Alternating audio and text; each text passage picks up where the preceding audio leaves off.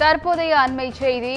அரசியல் இருப்பை காட்ட மாணவியரிடம் அச்ச உணர்வை ஏற்படுத்தும் வகையில் இபிஎஸ் உள்நோக்கத்துடன் செயல்படுகிறார் என்றும் எடப்பாடி பழனிசாமி அருவருப்பு அரசியல் செய்வதாக சட்டத்துறை அமைச்சர் ரகுபதி கடுமையாக விமர்சனம் செய்துள்ளார். புகார் அளித்தவர்களுக்கு மன உளைச்சலை ஏற்படுத்தும் விதமாக இபிஎஸ்ஸின் கருத்து உள்ளதாகவும் சட்டத்துறை அமைச்சர் ரகுபதி தற்போது தெரிவித்துள்ளார்.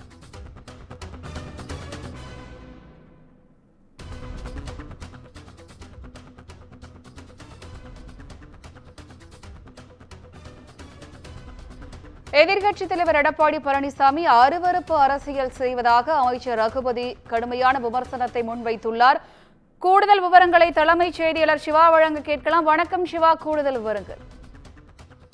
வினிதா, அண்ணா பல்கலைக்கழக வளாகத்தில் மாணவிக்கு நேர்ந்த அந்த வன்கொடுமை தொடர்பாக எதிர்க்கட்சித் தலைவர் எடப்பாடி பழனிசாமி தன்னுடைய அரசியல் இருப்பை காட்டுவதற்காக தமிழ்நாட்டு மாணவியரிடம் ஒரு அச்ச உணர்வை ஏற்படுத்தக்கூடிய வகையில உள்நோக்கத்துடன் செயல்படுகிறார் என்று சட்டத்துறை அமைச்சர் ரகுபதி குற்றம் சாட்டியிருக்கிறார்.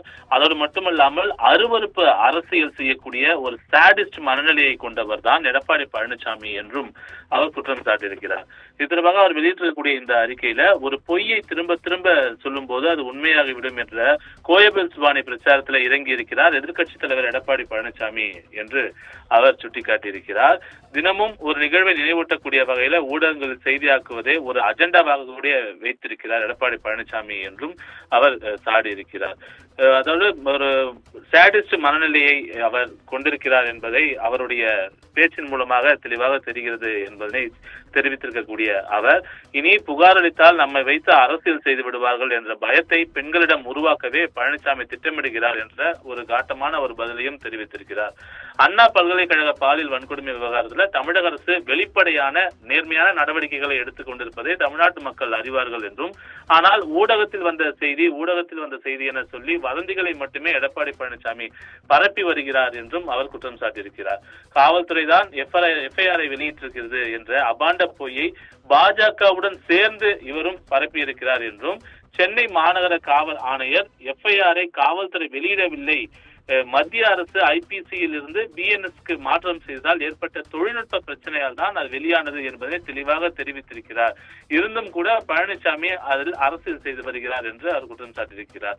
குற்றவாளி ஞானசேகரன் சார் என்று போனில் யாரிடம் பேசினார் என்று அவர் கேட்கிறார் என்ற ஒரு கேள்வியை முன்வைத்த பதில் அளித்திருக்கக்கூடிய அவன் அந்த மாணவி மிரட்டுவதற்காகவே அப்படி போனில் பேசுவதாக நடித்திருக்கிறான் என காவல்துறை ஆணையர் தெளிவாக விளக்கம் அளித்த பிறகும் கூட அதை ஏற்க எடப்பாடி பழனிசாமிக்கு மனமில்லை என்று அவர் குற்றம் சாட்டியிருக்கிறார். விசாரணையினுடைய முடிவில் குற்றவாளிகள் யாராக இருந்தாலும் தண்டிக்கப்படுவார்கள் என்று அரசு உத்தரவாதமும் அளித்திருக்கிறது என்ற ஒரு விஷயத்தையும் அவர் பதிவு செய்திருக்கக்கூடிய நிலையில சரித்திர பதிவேறு குற்றவாளியை கண்காணிக்காதது ஏன் என்று பொங்குகிறார் எடப்பாடி பழனிசாமி என்று ஒரு கேள்வியோடு அந்த கேள்விக்கும் பதிலளித்திருக்கிறார் என்ற ஒரு விவரத்தையும் அவர் குறிப்பிட்டிருக்கிறார்.